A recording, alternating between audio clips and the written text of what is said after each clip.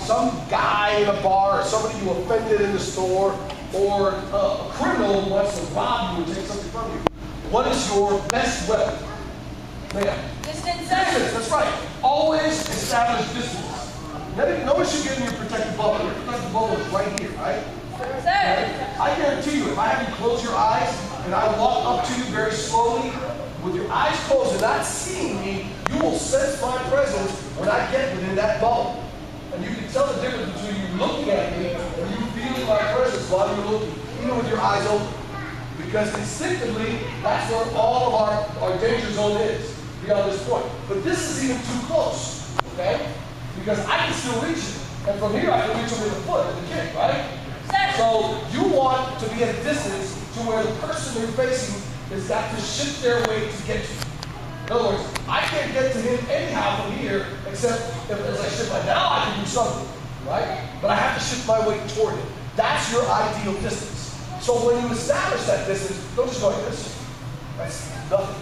You want to step out and establish that distance. Now, if it's not an obvious self-defense situation, which you would react very differently, you just have somebody angry confronting you. You want to establish distance and try to diffuse the situation with de-escalation verbiage, talking. Because if you can convince them to talk, you can convince them to walk possibly. While they're talking, they're not what? Hurting you. They're not attacking you, right? Right, you're talking, you're establishing a dialogue. You just say, whoa, dude, calm down, I'm sorry, I didn't mean to offend you. You know? But you establish the distance, so in order for them to attack you, they have to shift their weight. The way you establish it is three ways. The first thing is, if you're right-handed, you want your strong side facing the person. Instinctively, you're going to do that anyway, okay? It doesn't make any sense for me to train both sides, having you do this, and then having you do this, although there might be some value to it because you may be in a position where you can't shift to your strong side. But in that case, you would do something like off to get it to your strong side. Instinctively, that's what you're going to do. I don't want to go against your base instincts because particularly some of you who are a little older are used to that, less and less using that weak side. You're using that strong side almost exclusively. So that's what I want you to default to. But the first thing we're going to do is establish distance and get our hands in a non-threatening posture.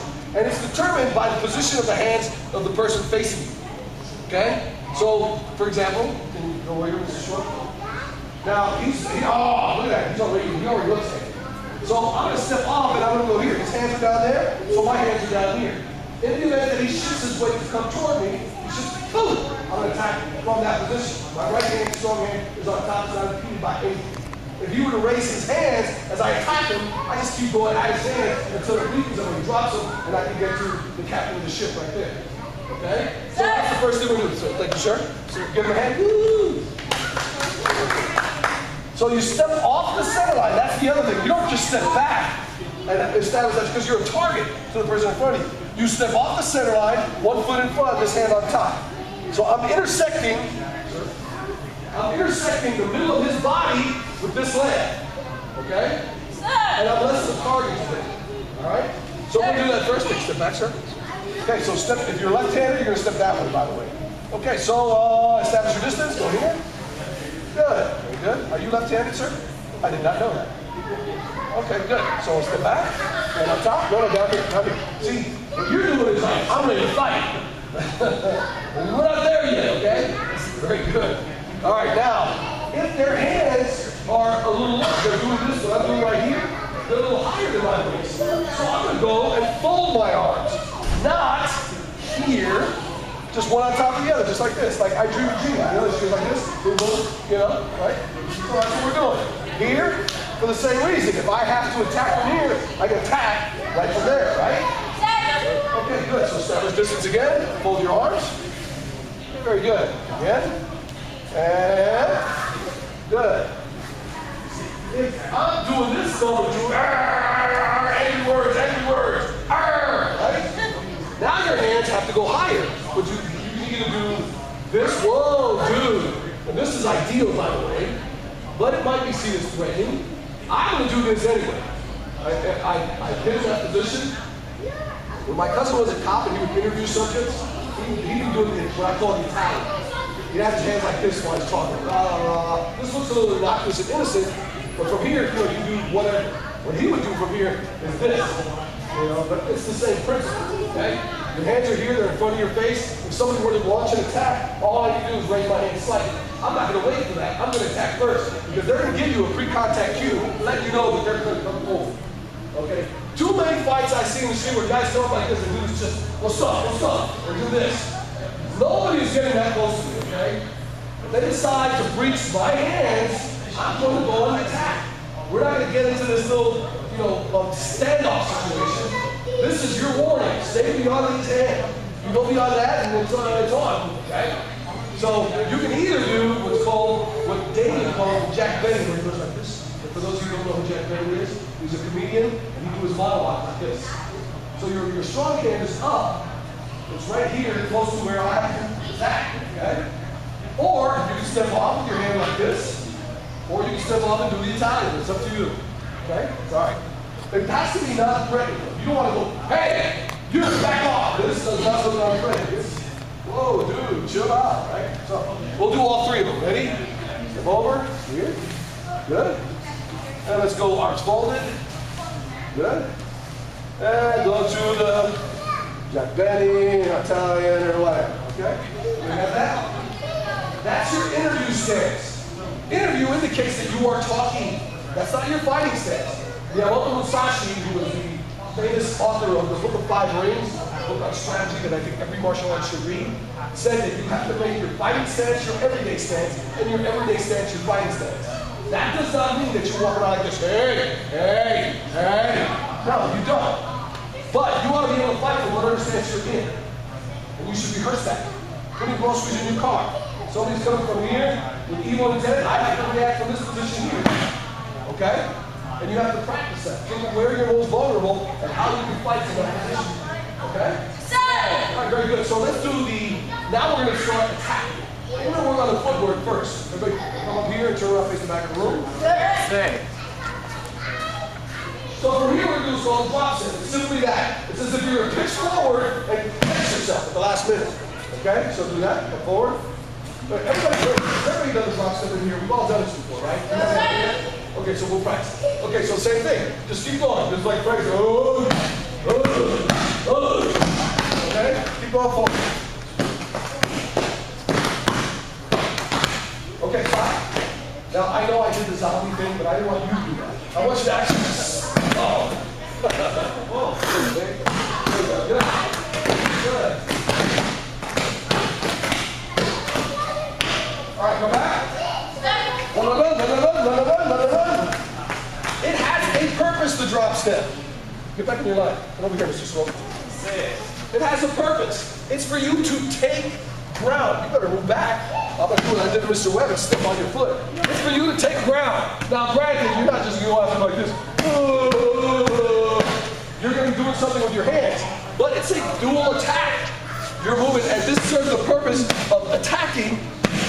Okay? But also, if there's irregular terrain, if there's pebbles, if it's sand, if it's slippery, oil, water, ice, whatever, walking, you have a higher likelihood of tripping and falling than you do doing that drop step, that stop. And you're always taking ground when you're on the attack. Okay? It's not self-defense. Okay? It's actually, you're actually attacking. All right? Sure. Okay. So the next thing is evasion. Several ways to evade. Okay? The Aikido stylists have the greatest evasion ever. They work in a circle, like here comes towards me, I'll go like this and whoa! I'll walk back to this side. We're not going to do any of that, but we're going to evade somehow. Okay, the first evasion is you're going to be stepping to the right.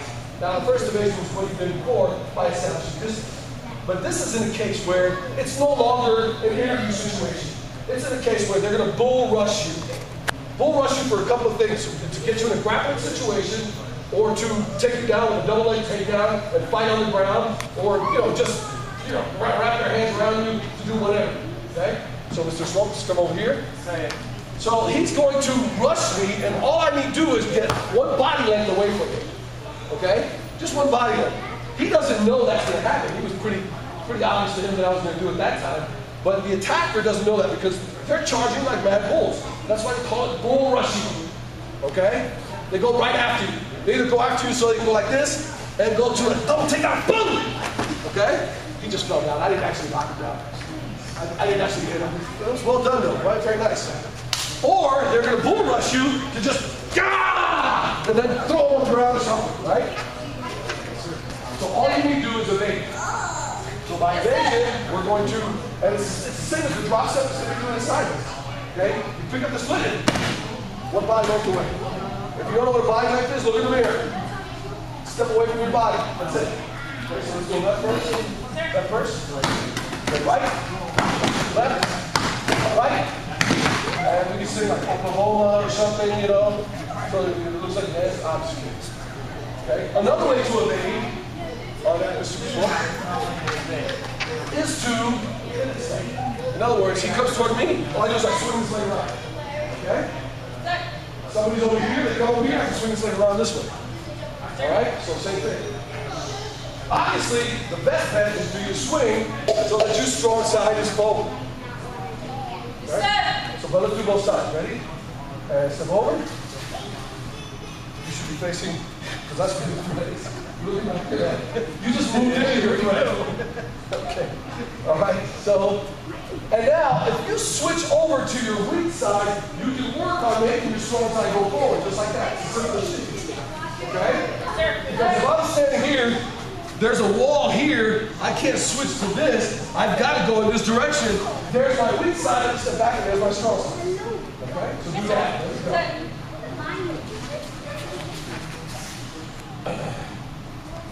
Keep going. Go back and forth, back and forth. Just move back. Then somebody's going to rush you. And then add that other step in there. Just keep. Stop. Okay. You go back there. You go back there. There we go. Now we got room. So I want you to stand with your hands up in front, and I want you to practice that. Pivot. You know, jump. You know, pivot. Okay? Your hands up. Good.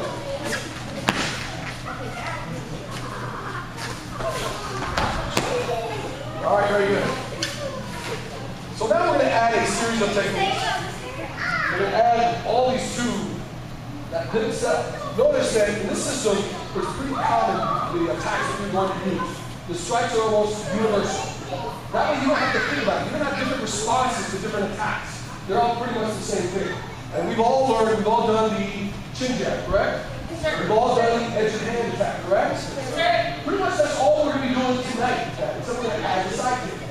All right, so let's just go over those attacks first. So we'll start with your strong side chin jab, going from south to north, going upwards, turning your opponent into the human Pez dispenser like this. Boom. Okay. All right, so make sure you always push your seatbelt. So you'll bite it up. Was that too late? Oh, good. So watch how this is very conducive to leading to this. See that? So let's do that. Chin jab, edge of hand attack, ready, and go. Drop step. Go. Good. Very good. Do that 2 or 3 times. Go. Good. Good. Now we're going to add that to the evasion part. But, Mr. Slopes, he doesn't whine, he doesn't shy away from me, he doesn't go, ah! Like, he doesn't cry like a girl, you know. As he rushes me, I'm going to do that step. I can either do this. Now, he's not stupid. He's not a bull. A bull, you know, is like, oh, they keep going. But he's not going to do that. He said, oops, he moved. So now he's going to come this way. First thing I'm going to do is I'm going to stop him with that side kick. And it's not a Taekwondo side kick where you chamber, extension, rechamber, nothing like that. You stick it out there like a pole. Boom. Stop him so he doesn't continue to come. And as soon as your foot drops, you throw that first chin jab in, and then you execute edge of hand, edge of hand. All right? Yes, sir. So let's do that. Well, a couple times the other part, we'll do the partner up. Okay? So, up here. So, step, side kick, chin jab, edge of hand. Good. One more time. And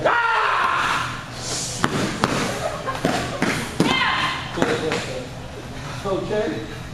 All right. We'll add the partner here in a minute, because I'm going to add one more thing. It's going to be the chin jab with a post. All right. It's a very effective technique. Doesn't matter how big your opponent is. Doesn't matter what they are. Once you're in this close, like I did with those 2 edge of hands, Now I can follow up with this chin jab, and he may be backing up. What I'm gonna do is after this edge of hand, I'm gonna grab the small of his back and just push up this way. Look. Try to get up. Come on. So it doesn't take much. Okay? Sir. It's a chin jab in the post. What I would do normally is just throw all the way to the ground. Okay? And we'll stop like this. Okay? So we're gonna add that. Okay. Step to the side. Side kick. Because it's right there. Chin jab. Edge of hand. Bring that hand back. And do chin jab post. Good. All right, let's partner up. Let's see. You two. Actually, no. Mr. Rosa, come over here with one of these two young ladies. Well, I guess it doesn't matter. You're just too tall. All right, go back over there, Mr. Rosa. Sir. All right, so take turns. Do not hit your opponent. 2 times each. Sir.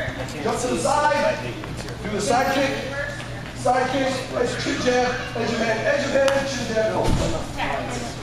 If you're facing the benches, you're attacking first. Not like it matters. Good. Side kick, boom. Chin jab, edge of hand. Corey. Go right down there. You should get it nice and close.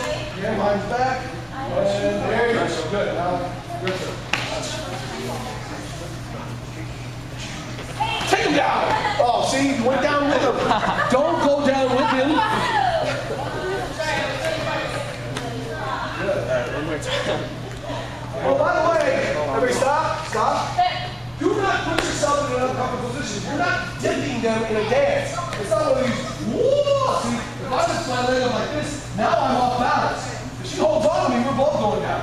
You want to be nice and solid while you're doing this, see? Okay? I make no yes you do, you just did. Okay, don't take him down. You two are out of control. I guess my foot just went instinct.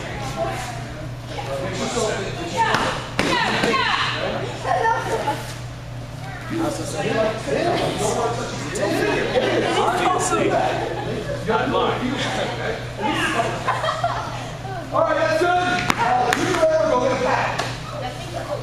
How many minutes have you been filming? 17. Okay, stop. I don't think.